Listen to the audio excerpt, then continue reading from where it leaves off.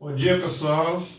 Estamos aqui para a gente dar continuidade à parte de protista, né?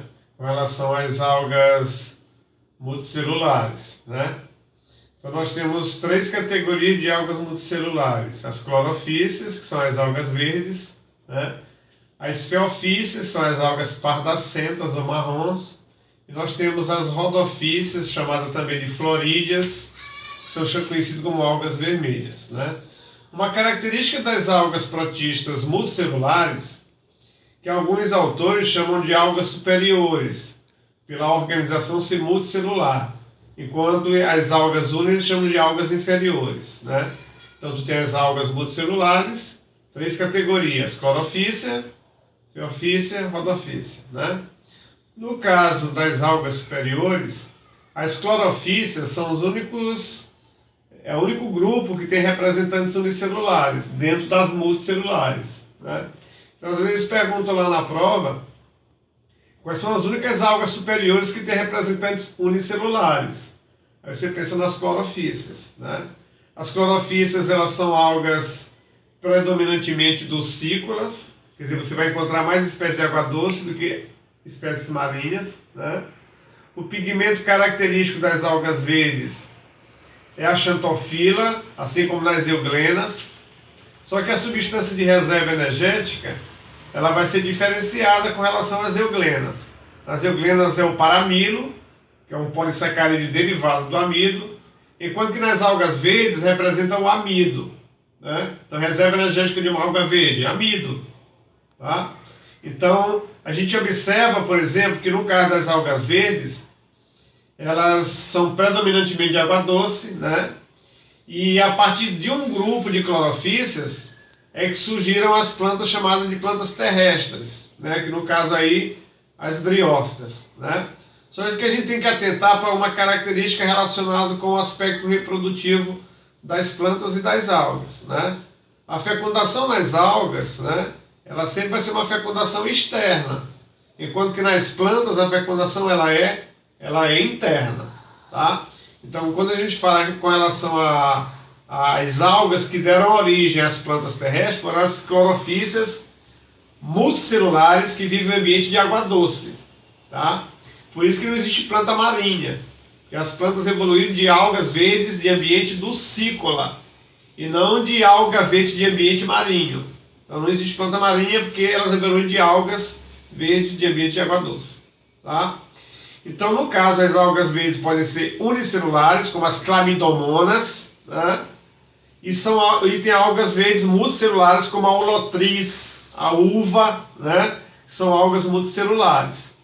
No caso das algas unicelulares, a gente observa algumas características com relação àqueles grupos de algas, né? Unicelulares que a gente já falou anteriormente. Por exemplo, as algas verdes unicelulares, elas vão apresentar vacúolo pulsátil, se for de ambiente de água doce, vai apresentar o fotorreceptor, que é o estigma, né?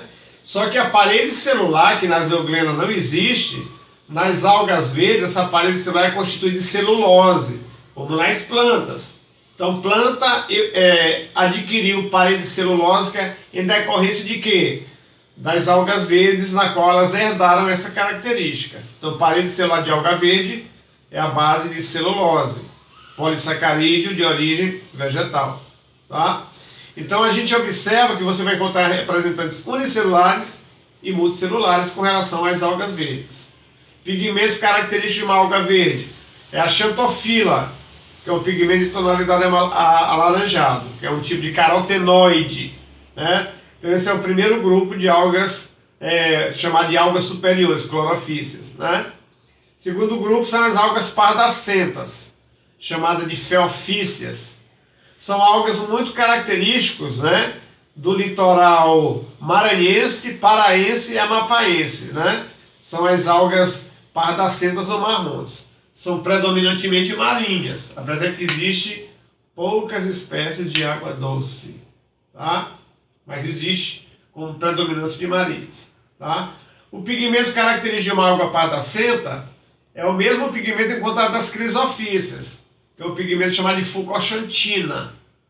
Relembrando que as algas sempre têm que ter três pigmentos: clorofila, no caso aí A e B ou A e C, né?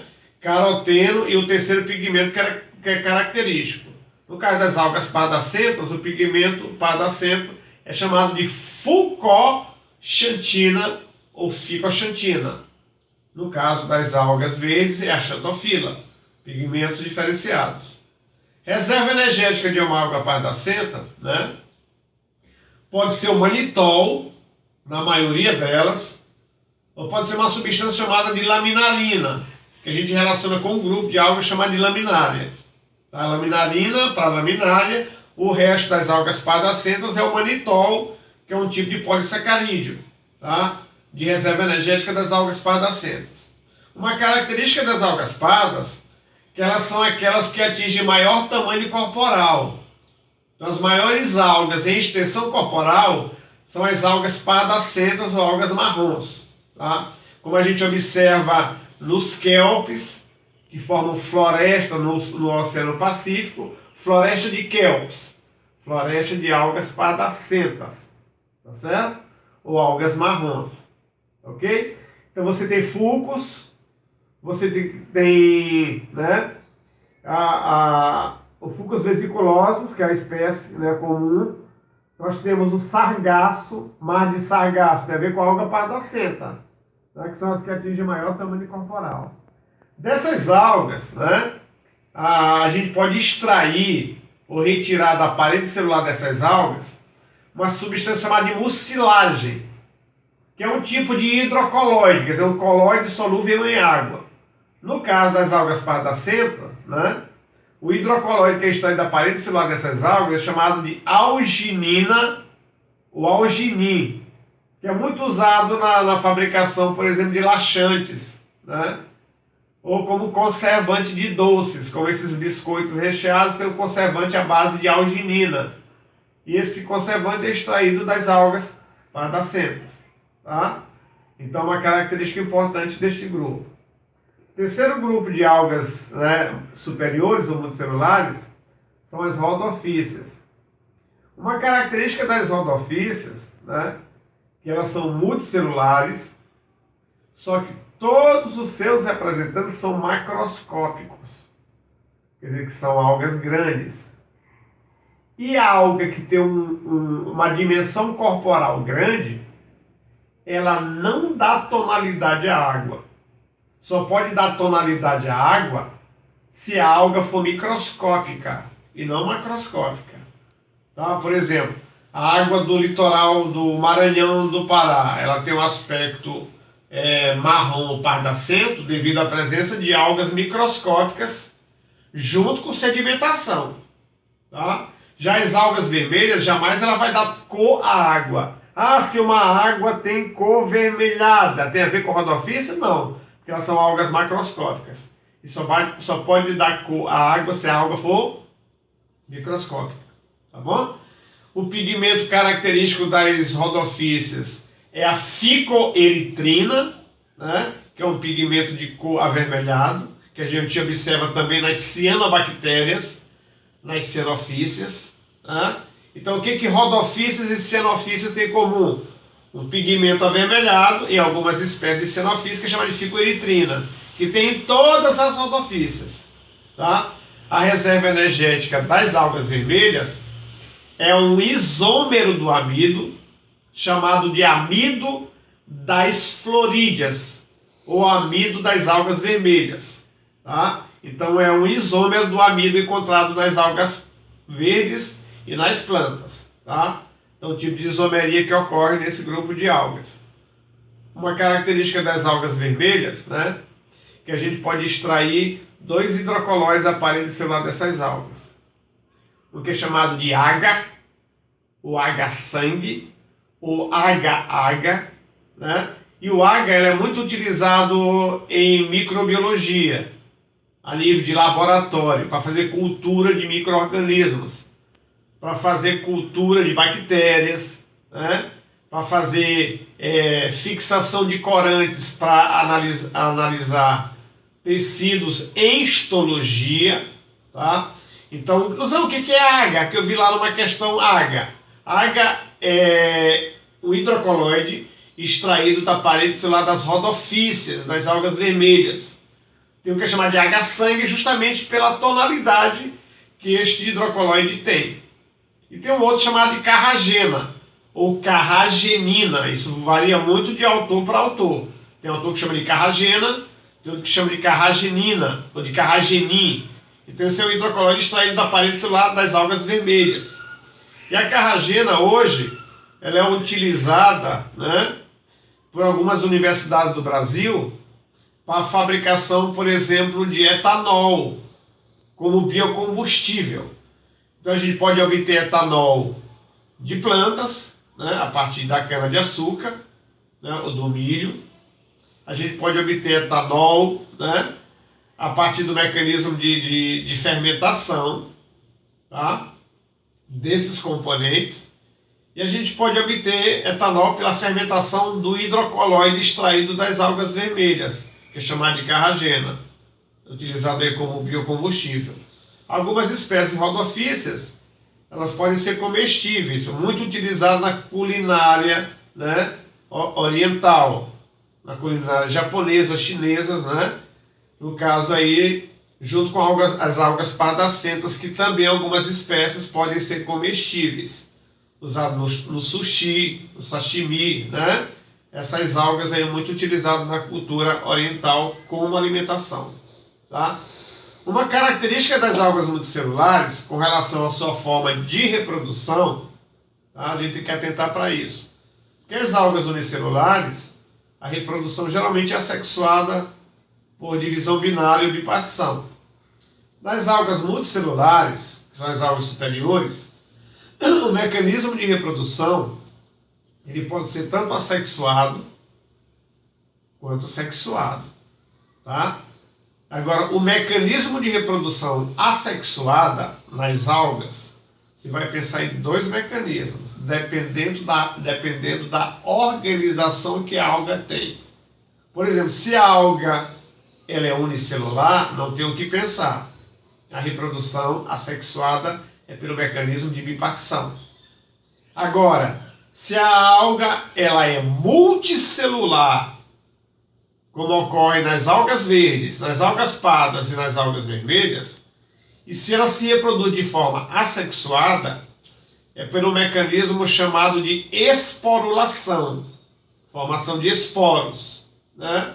No caso aí, né, as algas elas podem produzir dois tipos de esporos. Esporos não flagelados, que são chamados de aplanósporos, e de esporos com flagelos, que são chamados de zoósporos.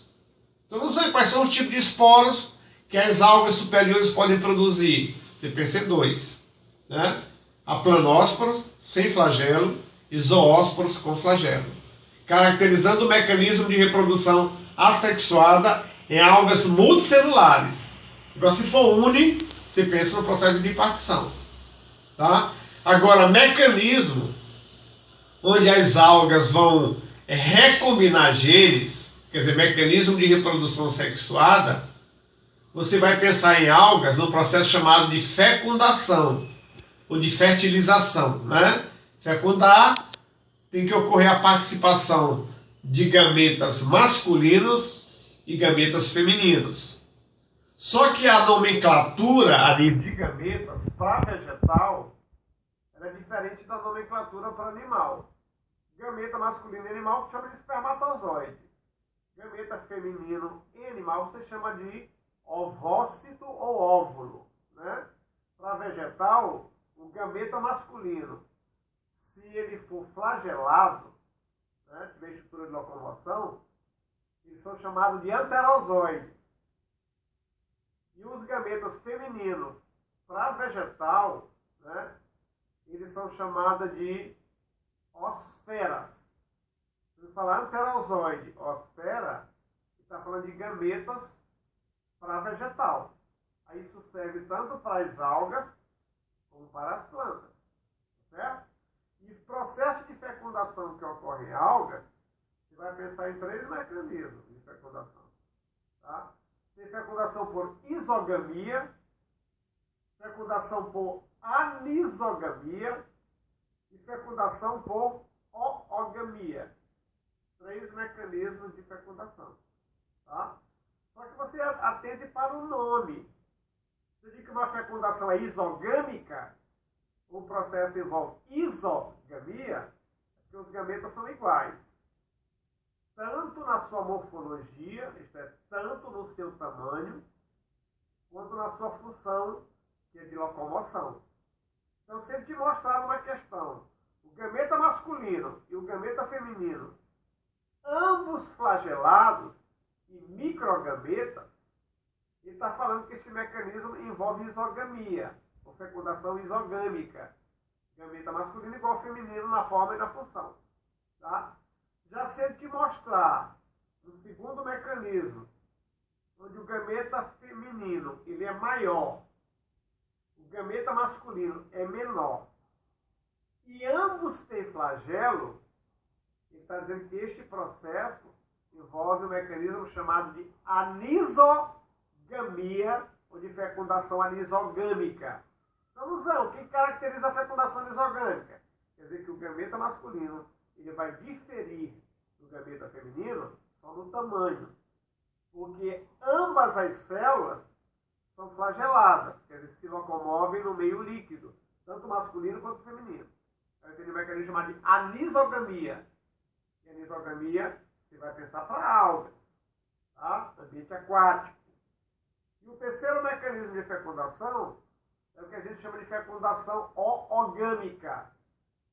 E a fecundação oogâmica ela é o contraponto da fecundação isogâmica. A isogâmica ela é igual na forma e na função. Né? Já na oogamia, o gameta masculino difere do feminino, tanto na forma quanto na função. Porque o masculino, na oogamia, ele é um microgameta, né? Que a gente não percebe a olho nu. E na oogamia, o feminino, ele é um macrogameta, tá? Que pode ser perceptível a olho nu. Diferença tá na morfologia, um é micro, outro é macrogameta. O microgameta ele tem flagelo, quer dizer que ele se desloca no meio líquido. E o macrogameta, que é o feminino, ele não tem estrutura de locomoção. Então, se eu te mostrar uma fecundação onde o gameta masculino é móvel e o gameta feminino é imóvel, você pensa no mecanismo chamado de oogamia, assim como ocorre nos animais. Tá? Então, as algas, quanto à forma de fecundação, ela pode ter 3 tipos de fecundações. Fecundação por isogamia, por anisogamia e por oogamia. Tá certo? Caracterizando o mecanismo de reprodução sexuada. Então, as algas podem se reproduzir de forma assexuada, né, por esporulação, no caso, na maioria das algas multicelulares, ou pode se reproduzir por fecundação, envolvendo 3 mecanismos, iso, aniso e oogamia. Tá? Não confundir com relação às algas a sua forma reprodutiva com os ciclos reprodutivos que a alga tem. Porque toda vez que ele falar em ciclo reprodutivo, você vai ter que analisar onde ocorre o mecanismo de meiose. Tá? Porque a meiose ocorre em alguns seres vivos, participando principalmente de mecanismos reprodutivos. Tá? Geralmente envolvendo mecanismos, né, em reprodução sexuada, mas também pode ser mecanismo de reprodução assexuada. Então, atente para isso. Por exemplo, com relação ao ciclo reprodutivo das algas, tem 3 ciclos. Né? O primeiro é chamado de ciclo haplobionte, onde esse indivíduo na fase adulta ele é haploide. Né? E esse indivíduo haplobionte ele vai produzir gametas por mitose. E gameta em vegetal sempre é haploide. Mesmo que o indivíduo que forme ele seja haploide também. Então você tem um indivíduo adulto haploide. E ele está produzindo gametas haploides, aí a gente sabe que é por mitose. Porque a mitose ela é sempre conservativa. Já no caso, quando ocorre a união do gameta masculino com o feminino, do anterozoide com a osfera, vai se formar o tal do zigoto. E o zigoto é diploide, que está misturando material genético masculino com feminino. Só que esse zigoto, ele vai ter que formar um indivíduo adulto no seu desenvolvimento embrionário.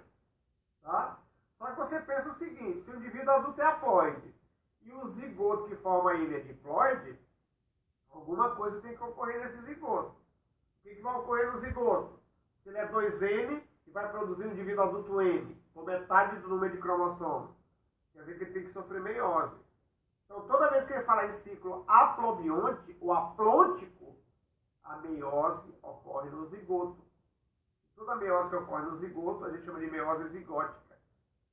E toda meiose zigótica, como o zigoto é o início do desenvolvimento embrionário, a gente chama de meiose inicial. Então, toda vez que o ciclo for aplobionte, a meiose ela é inicial ou zigótica. Tá? Isso ocorre em quem? Em algas. Tá bom? Em algas. Segundo ciclo, diplobionte. Aí você pensa, se no aplobionte o indivíduo adulto é haploide, no diplobionte o indivíduo adulto vai ser diploide. Tá? É masculino e feminino. O masculino vai produzir pterozoide com relação às algas, né? E o feminino vai produzir a osfera. Só que você pensa o seguinte, se o indivíduo adulto é 2N, aquele é diplobionte, e está produzindo gametas N, é porque neste indivíduo ocorre a meiose. Então, a meiose ocorre na produção dos gametas. Né? Aí os gametas se fundem e formam um zigoto, diploide, e esse zigoto sofre mitose, formando um novo indivíduo adulto diploide. Tá? Então, quando o ciclo é diplobionte, a meiose ela vai ocorrer na produção de gametas. Aí eu chamo essa meiose de meiose gamética ou de meiose final. Por que final? Porque para produzir gameta, o indivíduo tem que estar adulto sexualmente. E a fase adulta é a fase final do desenvolvimento de um organismo. Né? Tem o desenvolvimento embrionário, né? Aí entra para o desenvolvimento, né, fora do organismo, extrauterino. Chegou na fase adulta, né, vai se reproduzir, envelhecer e morrer. Esse é o ciclo reprodutivo. Tá? Então, quando ele falar que o indivíduo ele é diplobionte, a meiose que ocorre nele é gamética. Como ocorre nos animais. Todo animal tem meiose gamética. Tá? E algumas algas também vão produzir gametas com meiose, quando o ciclo é diplobionte. Então você vai pensar, quais são os seres que podem ter ciclo diplobionte? Estou pensando em todos os animais. E algumas categorias de algas. Tá? Você vai ter esse ciclo chamado de diplobionte. E o terceiro ciclo, né, é o que a gente chama de ciclo metagenético, que envolve um mecanismo chamado de metagênese, ou alternância de gerações. Quando você fala ciclo metagenético para algas, para plantas e para algumas categorias de fungos, tá? É aquele ciclo chamado de ciclo haplodiplobionte, conhecido também como ciclo haplôntico-diplôntico, o ciclo HD, né, de haplodiplobionte. Então é um ciclo alternante entre reprodução sexuada e reprodução assexuada, no mesmo ciclo de vida. Aí a gente chama esse ciclo de metagênese ou ciclo metagenético. Só que a gente tem que atentar para uma coisa com relação a algas e a plantas, com relação ao ciclo haplodiplobionte. Tá? E no ciclo haplobionte, o indivíduo haploide, que é a fase haploide, ela representa o que a gente chama de indivíduo conhecido como gametófito. E o nome já está dizendo. Gametófito é vegetal que forma gameta. Então, se gametófito é o vegetal que forma gameta, a reprodução nele vai ser sexuada pelo mecanismo de fecundação. Então, gametófito, qual é o mecanismo reprodutivo de um gametófito? Fecundação. Tá? Se for em algas, a fecundação é externa. Se for em planta, a fecundação é interna. Essa é a diferença. Tá? Então, o gametófito é o vegetal que forma gameta. Só que os gametas, nos vegetais, eles nunca são produzidos por meiose, como ocorre nos animais. Todo gameta animal é proveniente de meiose. Tá? Já nas plantas, os gametas são nas algas, os gametas são produzidos por mitose. Então, o gametófito sofre mitose, produz gametas haploides, com o mesmo número de cromossomos. Tá certo? Já o segundo indivíduo é o que a gente chama de esporófito, onde vai ocorrer a reprodução assexuada. Esporófito produz esporos. E esporo é estrutura de reprodução assexuada. Só que o esporófito, ele é diploide. E o esporo que ele produz é haploide. Então, você tem um esporófito 2N, e ele está produzindo esporos N, é porque neste indivíduo que ocorre a meiose. Então, todo ciclo haplodiplobionte, a meiose, é chamada de meiose espórica. E toda meiose espórica é meiose intermediária. Ó, meiose zigótica inicial, meiose gamética é final, meiose espórica é meiose intermediária. Tá certo? Então, quando você for pensar em algas e plantas, quando ele falar em ciclo metagenético, você pensa no mecanismo de meiose espórica. Quer dizer, o produto da meiose na metagênese é a produção de esporos. Só que os esporos, como a gente já falou, eles podem ser esporos não flagelados, que a gente chama de aplanósporos, ou esporos flagelados, chamados de zoósporos. Tá? Já o mecanismo de reprodução sexuada na metagênese é por um processo chamado de fecundação. E a fecundação ela pode ser tanto uma fecundação isogâmica, anisogâmica ou orgânica. Eu vou falar ciclo metagenético. Alterna quantas formas de reproduções? 2. Assexuada, por esporulação, que ocorre no esporófito. Sexuada, por fecundação, que ocorre no gametófito. Então, alterna a reprodução sexuada com reprodução assexuada no mesmo ciclo de vida. Tá? E a gente tem que atentar que a quantidade de DNA ela é sempre maior naquele que tem mais cromossomos. Então, quem tem maior quantidade de DNA é o esporófito ou o gametófito? Aí você pensa, gametófito é N, esporófito 2N. A quantidade de DNA no ciclo metagenético vai estar no esporófito. E a menor quantidade de DNA vai estar no gametófito, porque só tem metade do número de cromossomos. E a gente tem que ter cuidado pelos nomes que vem na prova. Quando eu falo ciclo haplobionte, estou falando de um ciclo.